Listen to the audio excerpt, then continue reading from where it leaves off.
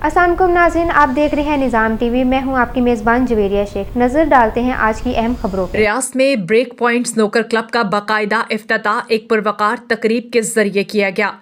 इफ्तिताही तकरीब में मलिक रेहान और मलिक जाहिद ने खसूसी शिरकत की, जबकि तकरीब में तनवीर मेहर, उमर खादिम, एजाज चौधरी, अदनान इकबाल भट्ट समेत मुख्तलिफ शोबा जिंदगी से ताल्लुक़ रखने वाली अहम शख्सियात और मुअज़्ज़ज़ मेहमानों ने शिरकत की। तकरीब की मेज़बानी वकास अहमद, मलिक फैसल और अली परवेज ने की, जिन्होंने मेहमानों का पुरतपाक इस्तकबाल किया।